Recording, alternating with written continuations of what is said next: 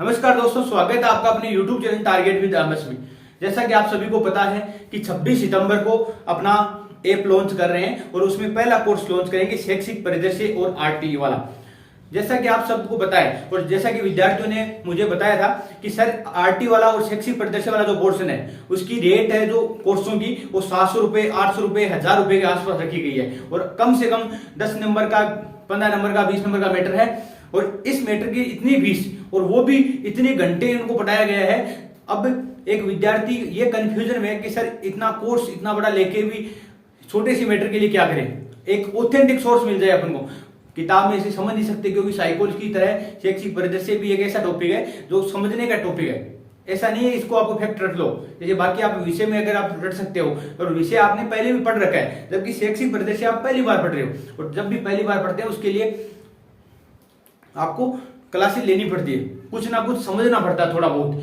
तो पहले मेरा प्लान था कि केवल नोट्स प्रोवाइड कराऊं, लेकिन अब बाद में प्लान चेंज हुआ और प्लान चेंज करने के बाद मैंने वीडियो बनाने की भी सोची है। तो जितने भी शैक्षिक परिदृश्य के टॉपिक है, 4 टॉपिक शैक्षिक परिदृश्य में दिए गए हैं, आरटी में 3 टॉपिक दिए हैं, आरटी भारत के संदर्भ में भी और राजस्थान के संदर्भ में भी। इन सब के बारे में हम कोर्स लॉन्च करेंगे जिसमें आपको वीडियोस और नोट्स भी आपको मेरे खुद के लिखे हुए हैंड राइटिंग नोट्स मिलेंगे। आपको कहीं भी गलती की ऐसी गुंजाइश नहीं होगी कि भाई कोई चीज ऐसी मान लो यहाँ गलत है, यहाँ सर ने गलत लिख दिया। और जितने भी नोट्स है वो आपको अपडेटेड मिलेंगे, मतलब आज की डेट तक जितने भी नोट्स में अपडेट हुए और आपके परीक्षा तक जितने भी अपडेट होंगे उन सबको आपको अवगत कराऊंगा। दूसरी बात, ये जो कोर्स है उसमें देखो ये टॉपिक है आपके, क्या क्या टॉपिक मिलेंगे इसमें आपको। तो इसमें देखो एक तो शिक्षण अधिगम के नवाचार के अंतर्गत हम बात करेंगे जितने भी नवाचार है, जैसे SIQE है। इसके अलावा हम बात करेंगे निष्ठा है, FLN है, आओ घर में सीखे हैं, शिक्षा वाणी है, शिक्षा दर्शन है। भारत के संदर्भ में भी थोड़ी बात करेंगे, ज्ञान वाणी है, ज्ञान दर्शन है। इसके अलावा अभी नया ही प्रोजेक्ट लॉन्च हुआ 11 जुलाई को, राजस्थान में शिक्षा के बढ़ते कदम और उसका ऐप लॉन्च किया गया है, ये सब बात करेंगे। इसके अलावा हम हवा महल कार्यक्रम की बात करेंगे। अभी देखो आपको पता होगा जैसे 5 सितंबर शिक्षक दिवस के अवसर पर मिशन बुनियाद कार्यक्रम पूरे राजस्थान में लॉन्च कर दिया गया। पहले 6 जिलों में लॉन्च हुआ था, अभी पूरे राजस्थान में लॉन्च कर दिया गया है। तो इसके बारे में पढ़ेंगे जितने भी नवाचार है।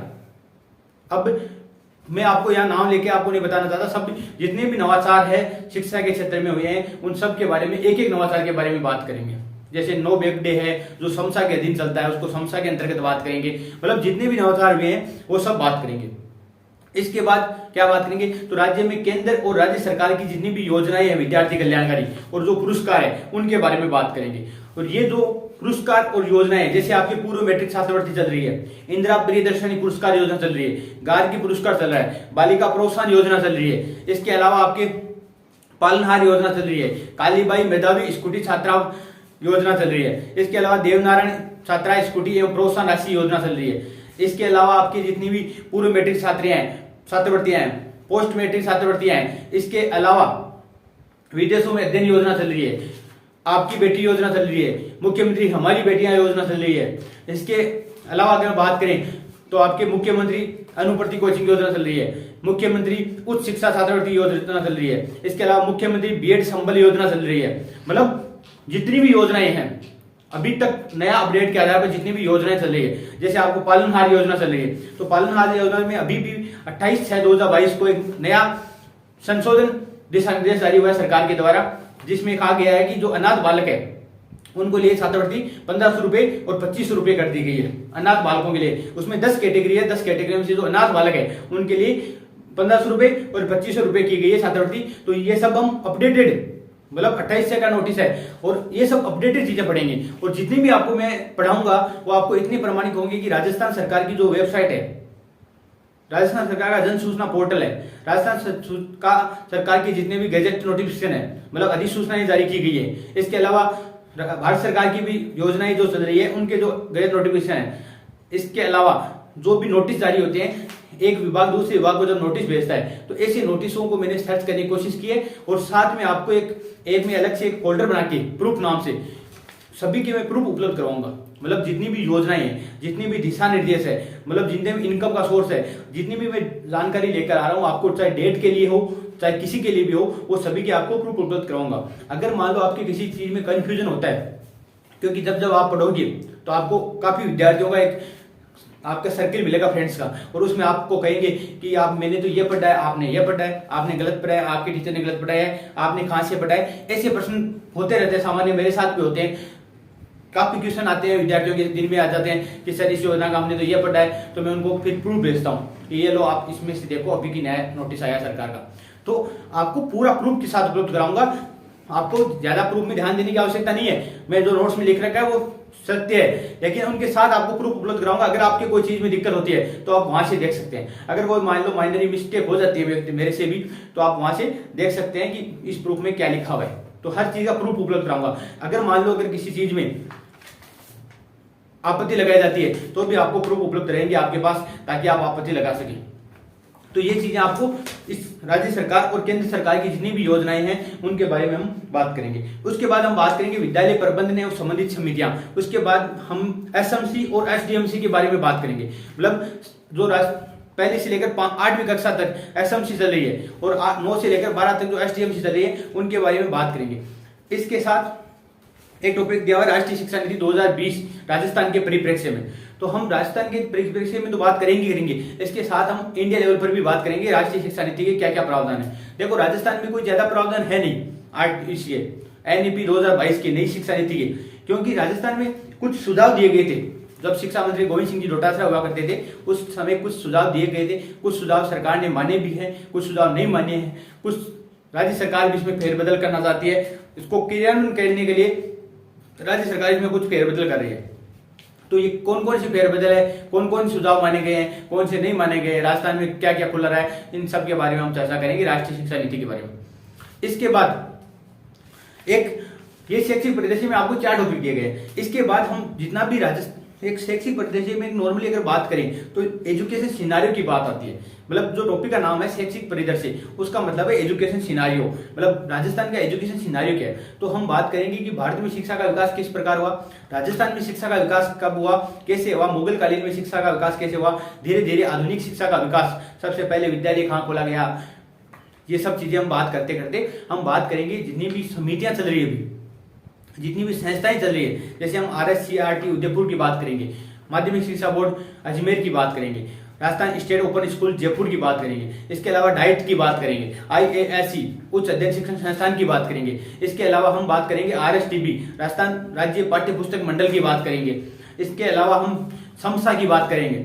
मतलब जितनी भी आपकी योजनाएं चल रही है, जो संस्थाएं चल रही है, योजना के साथ संस्थाएं भी जितनी भी है जो राजस्थान में है। और एक आपकी ये भी बात करेंगे कि शिक्षा के क्षेत्र में आपके राज्य स्तर पे कौन कौन सी संस्थाएं हैं, आपकी संभागीय स्तर पर कौन सी संस्थाएं हैं, जिला स्तर पर कौन सी संस्थाएं हैं, और पंचायत स्तर पर कौन सी है, और ब्लॉक स्तर पर कौन सी है। इनके बारे में मतलब ब्लॉक स्तर पर कौन कौन से अधिकारी बैठते हैं शिक्षा के। क्योंकि ये चीजें आपको जब RT पढ़ोगे तो वहां आपके अध्यापकों और जो माता पिता के जो निवारण समितियां बनाई गई है, मतलब अध्यापकों के निवारण के लिए जो ब्लॉक स्तर पर समिति बनाई गई है, जिला स्तर पर समिति बनाई गई है, वो आपको तब समझ आएगी जब आप इनके बारे में आपको अधिकारियों को नॉलेज होगा। आपको पता होगा कि BEO कहाँ बैठता है, DEO कहाँ बैठता है, डिस्ट्रिक्ट एजुकेशन ऑफिसर क्या होता है, जिला शिक्षा अधिकारी का पद क्या होता है, इनकी रैंक क्या होती है, कौन सा अधिकारी IAS का बैठता है, कौन सा अधिकारी RS का बैठता है, RSCRT का निदेशक किस लेवल का होता है। इन सब के बारे में हम बात करेंगे एक एक। मतलब एजुकेशन सिनेरियो का मतलब ये होगा कि जितना की शिक्षा का क्षेत्र में हम चल रहा है अभी वर्तमान में जितने भी, वो सब की बात करेंगे। अब आगे बात करें तो निःशुल्क और अनिवार्य बाल शिक्षा का अधिकार अधिनियम, ये 2 टॉपिक है और इनसे दोनों टॉपिक से 5 प्रश्न तो कम से कम आएंगे। तो RT के बारे में हम ऐसी बात करेंगे कि ये जो माहौल बना रहे हैं कि अधीनस्थ बोर्ड पेपर लेगा, तो हम ऐसी बात करेंगे कोई भी एग्जाम ले ले, आपको RT के अंदर से प्रश्न बाहर नहीं जाने दूंगा। ये मैं आपके लिख कर दे सकता हूं कि RT के अंदर से प्रश्न बाहर नहीं जाएगा, क्योंकि जो भारत सरकार का नोटिस है जो इंग्लिश में दिया गया था, भारत सरकार का गजट नोटिफिकेशन, उसका मैंने हिंदी में अनुवाद करके, पूरा हुबहू अनुवाद नहीं किया है, हिंदी में अनुवाद करके उसके line to line, point to point, एक भी पॉइंट को ऐसा नहीं है जो आपके सिलेबस में नहीं होगा या आपके नोट्स में नहीं मिलेगा, ऐसा एक भी पॉइंट नहीं है। और इसी प्रकार राजस्थान की जो RT है जिसमें 29 धाराएं और 10 अध्याय है, उनके भी एक एक पॉइंट को मैंने शामिल किया है। अब आप बाकी किताबों में देखोगे या बाकी टीचर के आप नोट्स देखोगे तो उनमें आपको सीधा दिया गया है। और पिछली बार में आपने देखा होगा काफी विद्यार्थी RT में इसी प्रकार याद करते थे कि धारा 17 बराबर खतरा, इस प्रकार के याद करते थे। तो आपको इसे याद करने की आवश्यकता नहीं पड़ेगी, आपको इतना लेवल तक पढ़ा दूंगा ताकि आप कभी भी आपका एक माइंड ओपन हो जाएगा, आपको पढ़ने का एक सामने एक पढ़ना इंटरेस्ट कब आता है, जब चीजें आपको अच्छी अच्छी मिले तब इंटरेस्ट आता है पढ़ने में। अपन को यही धारा 29 रटाई जा रही है, तो ये धारा 29 रटना आपका मकसद नहीं है। धारा 29 में क्या है ये रटना मकसद आपका है। धारा 29 में कौन कौन से पॉइंट दिए गए हैं और वो भी आपको क्रम से याद होने चाहिए, तब आपको पढ़ने का मजा है, नहीं तो कोई पढ़ने का मजा ही नहीं है। आपको 29 धाराएं हैं, 29 धारा के अंदर कौन कौन से पॉइंट है, कौन कौन से किस प्रकार का इनका प्रावधान किया गया है, कौन कौन से पॉइंट डाले गए हैं उसमें नियमावली में, तो ये सब हम बात करेंगे। एक एक पॉइंट की बात लूंगा, मतलब एक में अगर 10 पॉइंट है सरकार के द्वारा दिए गए तो 10वें पॉइंट की बात करेंगे हम, एक एक पॉइंट के बारे में नहीं। ऐसा नहीं है आपको सीधा ऐसे लिखा दिया, एसएमसी के कार्य लिखा दिए, एसएमसी के बारे में पूरी बात करेंगे डिटेल की। ऐसे नहीं 25% सीटों पर आरक्षण। अभी एक मेरे को ध्यान में आ रहा है, प्रश्न दिया था एक कोचिंग वालों ने कि मतलब निःशुल्क और अनिवार्य बाल शिक्षा का के बारे में कौन सी धारा में कहा गया है, तो सबने 3 नंबर धारा रेट रखी थी, उसमें धारा 12 ऑप्शन था और वो सही हो रहा था इसका, तो मतलब धारा 12 में इसका प्रावधान किया गया है। जो केंद्रीय अधिनियम है जो आर्ट 2009 है, उसकी धारा 12 में भी इसका निःशुल्क और अनिवार्य बाल शिक्षा का अधिकार अधिनियम का प्रावधान किया गया है, उसका इसका नाम भी यही है। तो इस प्रकार के क्या आपको क्या एक एक टॉपिक के बारे में चर्चा करेंगे, समझते हुए टॉपिक के बारे में चर्चा करेंगे। आरटी देखो, हो सकता है आपको लगे कि सर बड़ा कोर्स बना दिया सर ने आपने, या आरटी वो बहुत विस्तृत लिख दिया, तो देखो विस्तृत आपको ये केवल ये नहीं है चीजें, आपको ये मैं बता रहा हूं कि अगर आप आरटी पढ़ लोगे मेरे से तो आपको कहीं भी ऐसा नहीं लगेगा कि दूसरे दो लोग धाराएं ऐसे रट रहे हैं, उनसे आप कहीं ज्यादा आगे हो। मतलब आपको ये सोचने की आवश्यकता नहीं पड़ेगी कि आरटी में से प्रश्न, कॉन्फिडेंस तभी आता है। अब आप कहोगे, कुछ विद्यार्थी कहते हैं कि सर आपको कॉन्फिडेंस कैसे आता है, आप इतना कॉन्फिडेंस कैसे होके बोल सकते हो कि आप ऐसे कर लोगे ऐसे कर लोगे, तो यही कॉन्फिडेंस की वजह है क्योंकि हम उसकी जड़ पढ़ते हैं।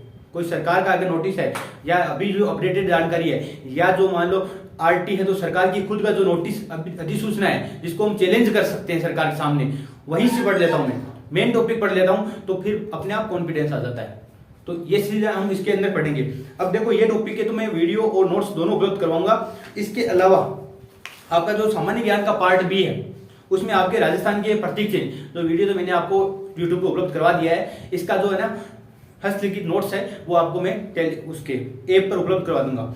इसके अलावा राजस्थान के प्रमुख अनुसंधान केंद्र, राजस्थान के प्रमुख खिलाड़ी और राजस्थान की जन कल्याणकारी और फ्लैगशिप योजनाएं। अब जो जन कल्याणकारी और फ्लैगशिप योजनाओं के लिए तो मैं आपको प्रिंट फॉर्मेट में उपलब्ध कराऊंगा।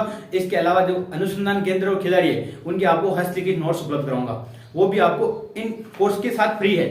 अगर आप ये कोर्स लोगे शैक्षिक परिदृश्य वाला, उसके साथ ये नोट्स फ्री मिलेंगे आपको, मतलब वहीं पे आपको जो भी है। इसके अलावा जैसे मान लो करंट में भी राज्य की अभिनव विकास योजनाएं हैं, ये भी मैं आपको करंट में वहां पे उपलब्ध करवा दूंगा नोट्स फॉर्मेट में। और ये अभी ऐसा नहीं है कि आपको एक साथ उपलब्ध कराऊंगा, ये चीजें में जो योजना वगैरह है या अनुसंधान केंद्र है, ये जब जब मैं नोट्स बनाऊंगा आपको उपलब्ध करवा दूंगा। जल्दी ही मैं सोच रहा हूँ इनके अनुसंधान केंद्र और खिलाड़ी के नोट्स बनाकर अपलोड कर दूं।